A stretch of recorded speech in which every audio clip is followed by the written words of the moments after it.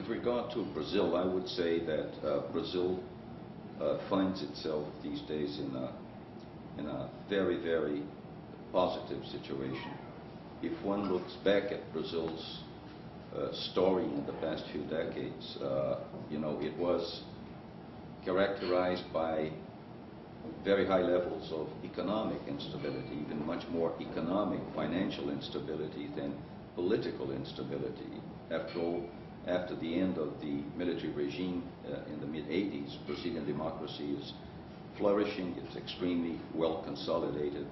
So the issue for Brazil has been basically the economy over the past few decades. And Brazil was growing slowly. Over the past 20 years, Brazil's average rate of growth was to the order of 2.5% per year.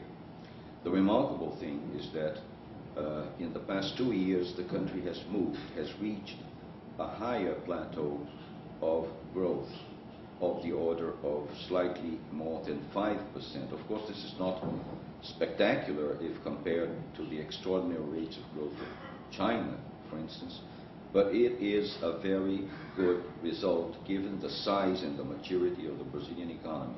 But the point I want to make is that this is not just a one-time thing.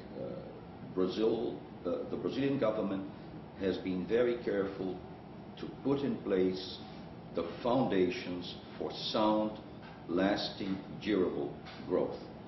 So it is very clear that from now on Brazil will grow at the very least near 5%. And as the country evolves, as more investment is made in infrastructure, as foreign investment comes in, we received over $35 billion of foreign investment last year. We expect about the same this year. So Brazil is becoming increasingly attractive to foreign entrepreneurs, foreign businessmen.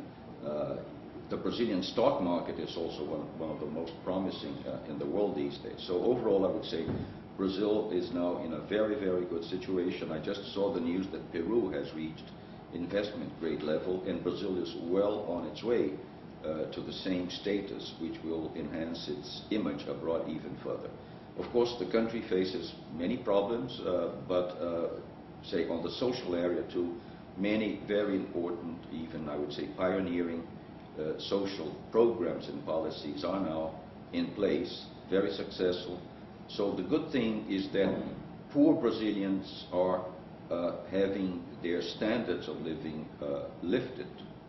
A very interesting thing is that in the past 2 years or so, no less than 20 million Brazilians moved from the lower echelons of income to, say, the lower middle classes. They are consuming more and more durable goods,